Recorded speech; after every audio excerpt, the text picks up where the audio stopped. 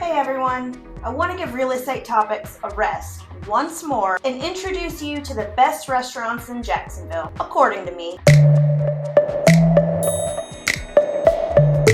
Hey again, Elizabeth Peters here with EXP Realty. I'm a realtor in beautiful Northeast Florida. I know for my out-of-town buyers, researching places to shop and eat is what gets them really excited about the move. The Jacksonville food scene has taken off in the last few years and still continues to change and expand rapidly.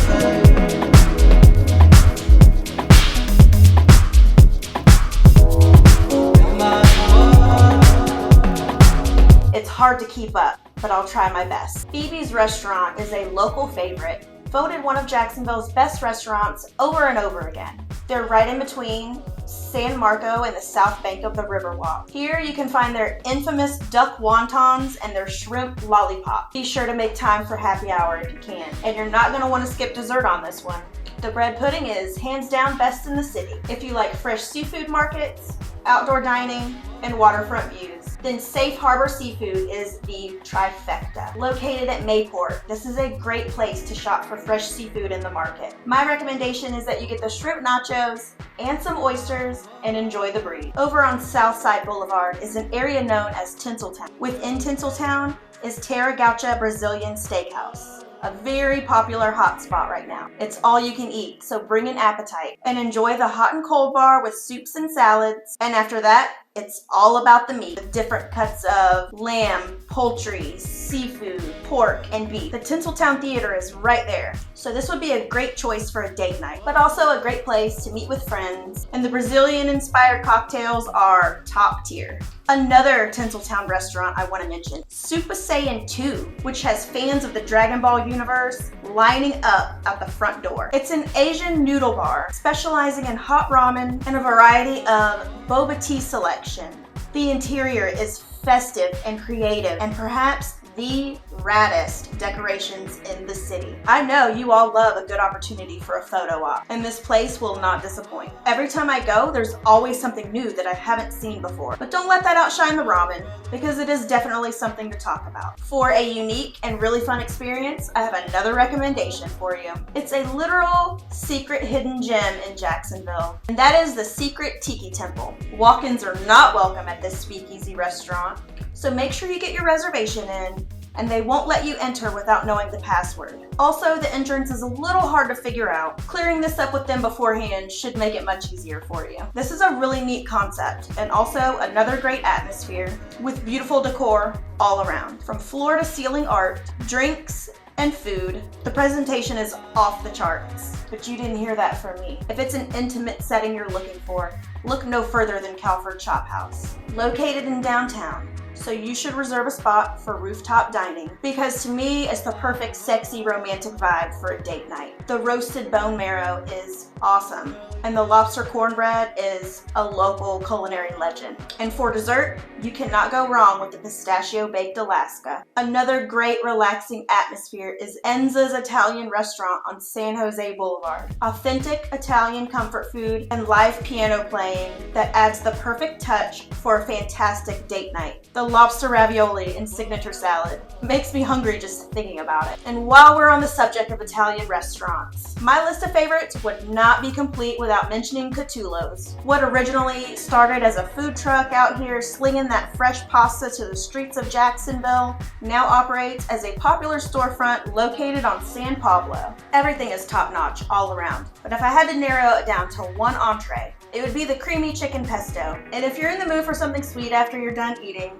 order the limoncello mascarpone cake. Yum. And now I highlight 1928 Cuban Bistro. This is where you go if you need an authentic Cuban sandwich. Now, of course, the empanadas, the pastries, the salads, and Cuban espresso I also recommend. But their Cuban sandwich is certainly the best I've ever had. And there are 3 locations here, at least that I'm aware of. But I do know you can find them in Bay Meadows, St. John's, and Ortega. Espana in Fernandina Beach is the perfect place to take someone who loves sangria and paella, and if the traditional flavors of Spain and Portugal are what they're looking for. Seriously, this is it. To me, it's the perfect social setting to meet with friends. Pro tip, if you're able to sit out in the garden patio, do it. Next, we have Valley Smoke in Ponte Vedra Beach, which can be best described as an upscale barbecue experience and worth every penny. If you're a fan of drinking bourbon, whiskey, or scotch, I bet their collection is the largest you'll ever see. The first thing you're gonna notice is the gorgeous atmosphere with outdoor seating and great waterfront views. So make sure you go when the weather is nice. If you make it for lunch, you have to try the smoked brisket tacos and make sure you order the side of yuca fries. Over in historic Springfield, located at 6th and Walnut, you can find Silky's Chicken and Champagne Bar. This is a quick service, order at the counter concept with a creative upscale twist. So it's great if you're looking for a high-end casual experience. Specialize in chicken, champagne cocktails, and biscuits, offering many different flavors for many different palates. The menu is packed with items you just won't see anywhere else in our area. Their Flavor Bomb biscuit sandwich is ridiculous, but in the absolute best way. And recently I shared the biscuit sampler, which included 4 biscuits, 4 different butters, 4 different jams, and a pickle assortment. They also offer a good brunch on Saturdays. Now, if it's brunch or breakfast food you're wanting to find, I did make a video called Best of the Brunch, so feel free to check that video out. Since I am a textbook millennial and I get excited over a great brunch, I have a few more places that I do want to run through really quickly. First, I Declare at the St. John's Town Center. This is what true Southern hospitality feels like. Even the building is warm and inviting. A great place to go with friends to have some brunch cocktails and then check out the St. John's Town Center afterward. Next is Grumpy's Restaurant, always being voted the best of one thing or another every year. So don't forget about Grumpy's if it's a down-home breakfast experience you're looking for. And the reason I have to mention them is because this is the place that introduced me to the brunch lifestyle. You can find locations all around Northeast Florida. And every time I see that fruity pebble waffle, I'm instantly nostalgic. Perhaps it turned my whole life around. And finally, Canopy Road Cafe.